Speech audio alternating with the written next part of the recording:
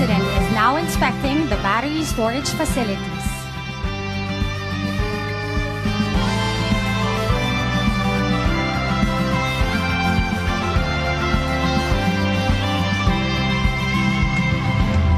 The first baseload battery facility in the Philippines consists of 320 megawatt-hours total capacity from Sungrow Power Titan 2.0 AC couple. It consists of 16 medium voltage stations of 5 megavolt amperes each and 64 battery units of 5 megawatt-hours each. This facility enables us to store and dispatch needed energy beyond the normal hours of solar between 10 a.m. to 2 p.m., gaining the ability to provide a base load level of power.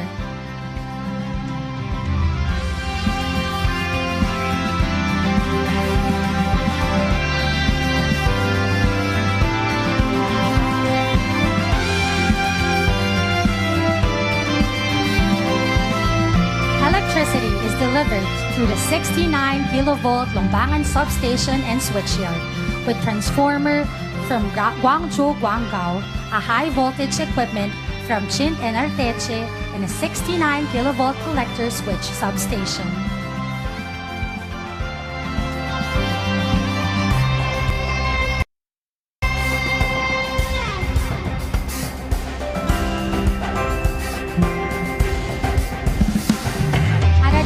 You can also see the control building, the central hub for monitoring and management of the power plant, crucial for safe, reliable, and efficient delivery of power to the grid.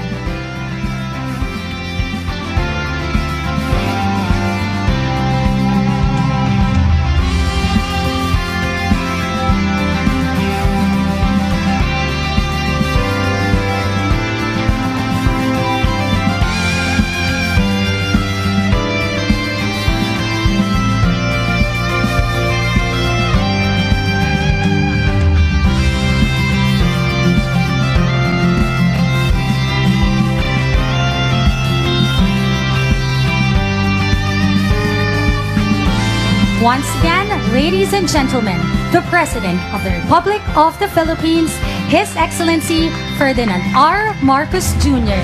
Panahon na ng pagbabago, dahil sa ito ay kinakailangan. Tayo na magtulong-tulong na paunlarin ang mahal na bayan.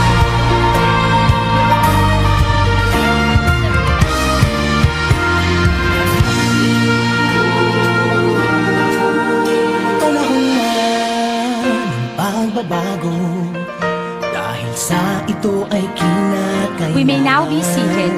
Tayo na magtulong-tulong na paunlarin ang mahal nating bayan.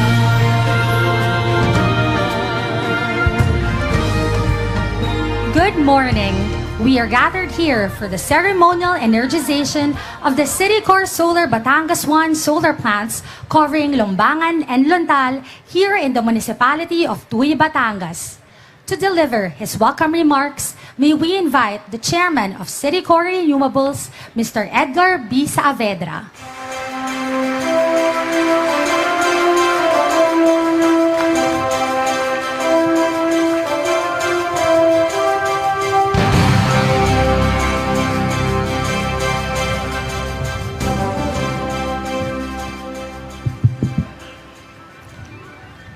To His Excellency, Philippine President Ferdinand R. Marcos Jr., distinguished guests, ladies and gentlemen, a very good morning to everyone. When I last met the President at the groundbreaking in Katiklan Passenger Terminal Building in July, I remember him saying that we at Megawide deliver projects on budget and on time. He shared that he looks forward to our work because he has been what we can do from the simple to the most complex, always completed on schedule. Mr. President, that is the hallmark of the Citicore Megawide Group. We are proud to have delivered first world level projects such as the Mactan Cebu International Airport, the Clark International Airport, and the Parañaque Integrated Terminal Exchange, transforming critical gateways of the Philippines and proving that Filipino engineering and innovation can achieve world-class standards. Today, we build on the tradition of engineering excellence. I'm happy to announce that Citicore Megawatt Group has once again delivered on time and on target, a project worthy of a first world Philippines. Citicore Solar Batangas 1, where solar never sleeps, the first solar power plant in the Philippines equipped with a battery energy storage systems that has true baseload capacity. Traditionally, solar power has been limited by nature itself. It produces energy only when the sun is shining, typically from 6 in the morning to 5 in the afternoon. Beyond those hours, output falls sharply, and the grid is forced to rely again on fossil fuels. But today, with our integrated battery energy storage system, we change the reality. For the first time in the Philippines, solar power is no longer just daytime power. With battery support, we can dispatch renewable energy 24 hours a day, 7 days a week.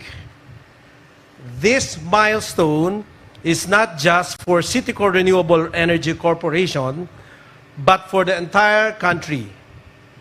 From humble beginnings in 2015, we are now on track to deliver our first gigawatt of renewable energy by year-end. The first step toward our bold 5 gigawatt targets in 2030. This is only the beginning. Citicore is committed to its mission, powering a first world Philippines with pure renewable energy. Together with government and our communities and our local government units, we will continue building a brighter, sustainable future for every Filipino. Thank you and mabuhay ang Pilipinas. Thank you, Chairman Saavedra.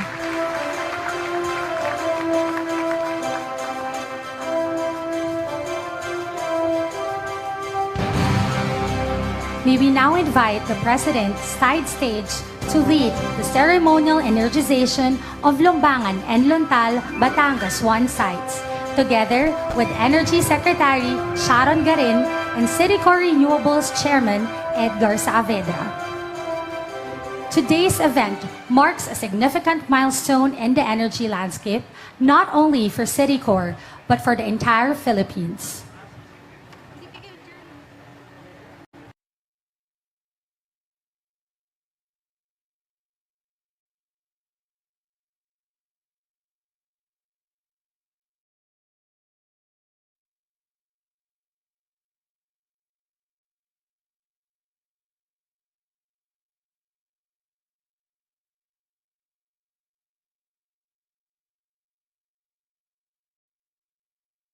Sa oras ng himala, masasaksihan at mararanasan ang tunay na mga dakilang himala. Dati po, naging 50-50 na po siya sa ospital. Mula po sa bingit ng kamatayan, siya po ay nabuhay. Cancer sa matris, pag pinipiga mo, masakit yun eh. Wala na kinararamdaman. Wala na po.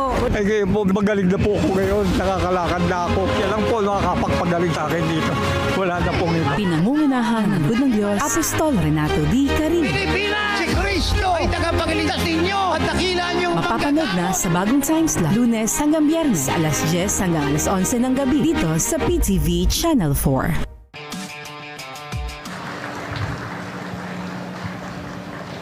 Thank you very much, Secretary Sharon Garin, for your introduction. Please, let's take our seats.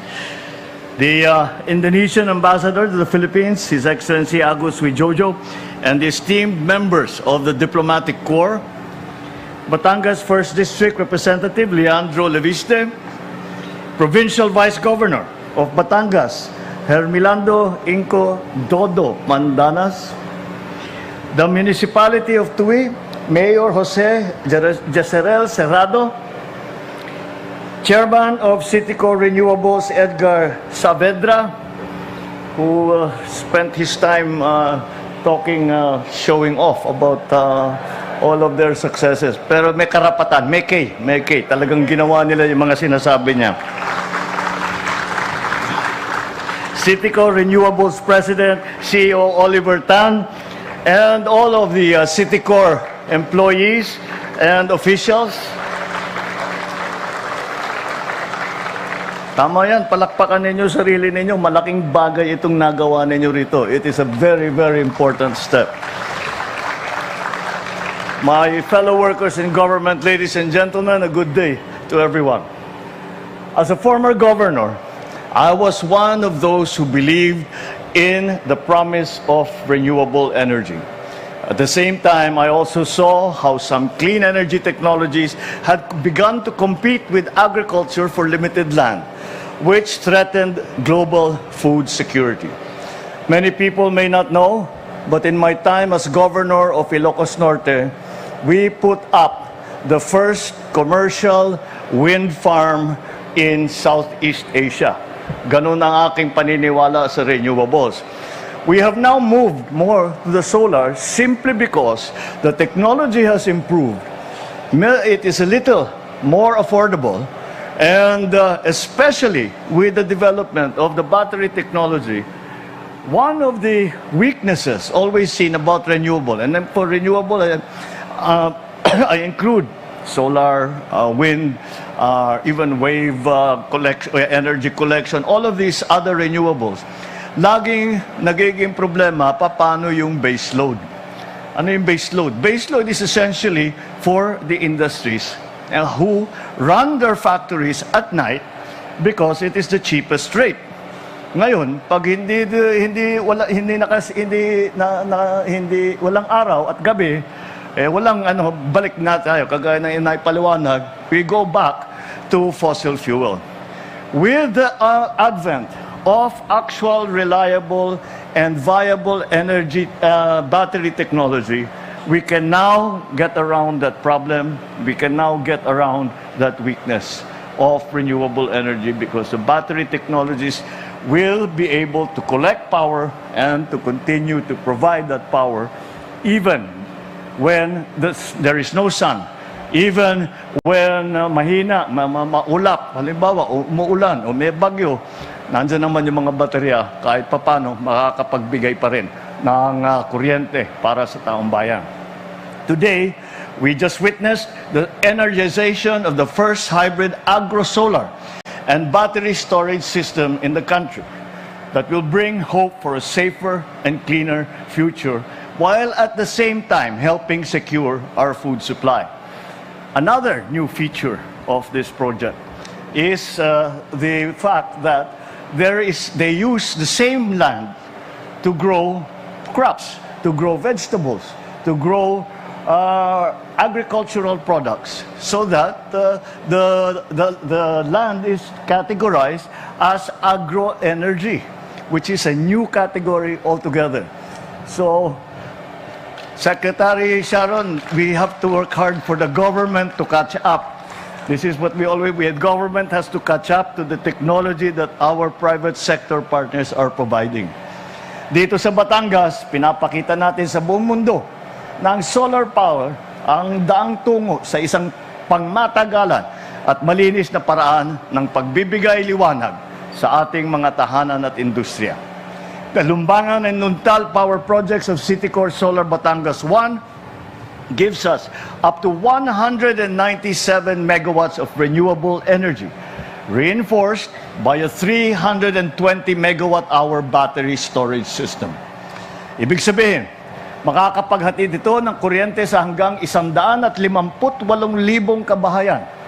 Mababawasan din ng higit sa 265,000 toneladang carbon dioxide emission kada taon. Malaki-laki yun. 265,000 tons of carbon dioxide emission. Katumbas ng pagtanggal ng libo-libong sasakyan sa kalsada, mas malinis ang hangin, mas ligtas ang ating kapaligiran. Sa pamamagitan naman ng Agro-Solar Initiative, nakikipag-ugnayan ang Citicore sa ating mga magsasaka upang magtanim sa ilalim at sa paligid ng mga solar panel. Bukod sa nagagamit ng husto ang espasyo, makakadagdag pa ito sa kita ng mga magsasaka at makakatulong pa sa pagtiyak natin sa supply ng pagkain. Ang tawag sa ganitong gawi ay agrivoltaics. Ibig sabihin, pinagsasabay ang pagtatanim at ang pag-generate ng energy. Nababawasan ang kompetisyon sa lupa ng agrikultura at enerhiya, kayang pasabayin ang pagsulong ng food security at renewable energy. Patunay lang na kapag may malasakit, may paraan. This project reminds us of the importance of working closely with the private sector. We thank Citicore once again for working with us to bring clean and reliable energy to every Filipino home. We also look forward to the realization of Citicore's goal to add 5 gigawatts of clean energy in the next 5 years. And you made the mistake of mentioning the 5 gigawatts. Nabanggit mo na. Wala nang atrasan yan. Andyan si Secretary Sharon, every time magbubukas kayo, kinakalkula niya, aabutin ba talaga nila yung 5 gigawatts o hindi? Well, sinasabi niyo this year, you will almost 1 gigawatt. And this will be the first gigawatt solar project in the Philippines. Wala pang ganitong scale. At kung maipatuloy na nga, 5 gigawatts in the next 5 years. Habang ang Citicore at iba pang mga investor ay patuloy na nagtatayo ng mga pasilidad na kagaya nito, gumagawa naman ang pamahalaan ng mga hakbang upang isulong at palawakin ang renewable energy sa ating bansa. Sa pamamagitan ng Energy Virtual One-Stop Shop at Green Lanes, pinapabilis at pinapadali natin ang proseso para sa mga renewable energy project. Sa katunayan, ang ilang proyekto ng Citicore tulad nito ay dumaan sa Green Lanes na makakapagbilis sa pagtutupad ng ganitong klaseng proyekto. Kasabay nito, ang Department of Energy at iba pang ahensya ng pamahalaan at ang NGCP ay patuloy na nagkakaisa upang matiyak na may sapat na transmission line at infrastruktura upang maihatid ang kuryente sa ating tahanan, paaralan at mga negosyo. So be assured that the Department of Energy will continue to implement measures that drive investments into the sector and to expedite the approval of renewable energy projects. To our LGUs, I encourage you to strengthen your partnerships with investors so that more agro-solar projects can serve as models for both food and energy security. Ladies and gentlemen, the Philippines is open to the future. We are open to business and innovation. Our arms are open to a future where clean energy is the norm. Makakatiyak kayo na ang inyong pamahalaan ay patuloy na naghahanap ng mga paraan upang makabuo ng mas malinis na enerhiya na magbibigay ng liwanag sa ating bagong Pilipinas. Isang maunlad na bagong Pilipinas para sa kasalukuyan at sa mga hinaharap ng ating mga susunod na henerasyon. Maraming salamat at mabuhay ang Citicore Solar Batangas. Mabuhay ang bagong Pilipinas. Maraming salamat po. Magandang tanghali po sa inyo. Thank you, Mr. President. May we request the President to kindly remain on stage and grant us a photo opportunity. May we request Secretary Garin, Mr. Saavedra, ERC Chairman Juan to join the President on stage, as well as the local government officials and selected Citicore executives to please come on stage. Other Citicore officials and selected guests, please get ready.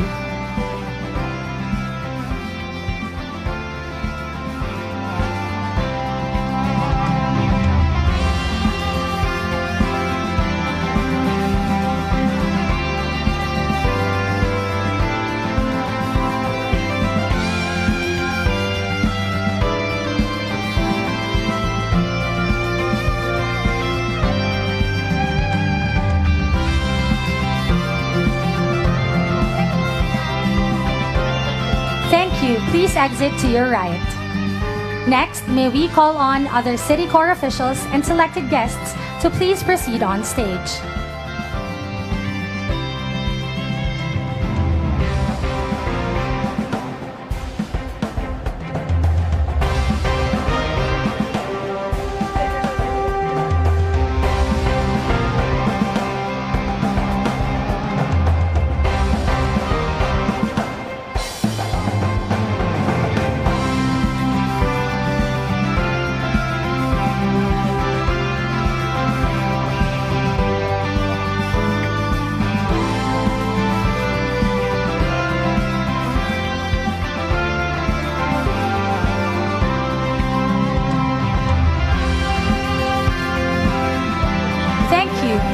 Exit to your right. May we request the President to please proceed downstage to grant us a group photo. May we also request our attendees to stand and gather at the center and join us in the group photo.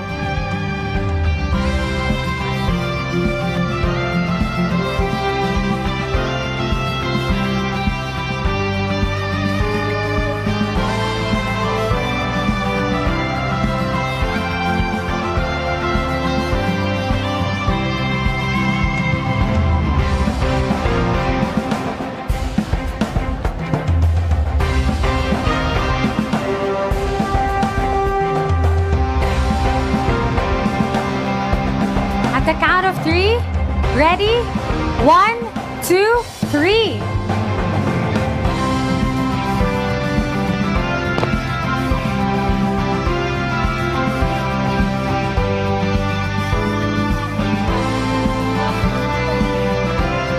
That ends our photo opportunity.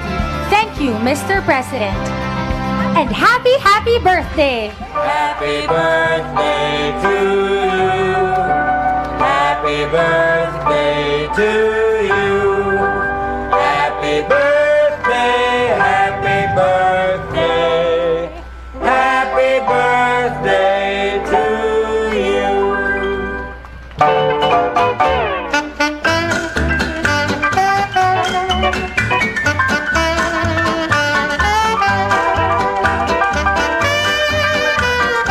And that concludes our program for today. Thank you, Mr. President, for gracing us with your presence in this significant event as we continue our journey towards a sustainable and energy-secure Philippines.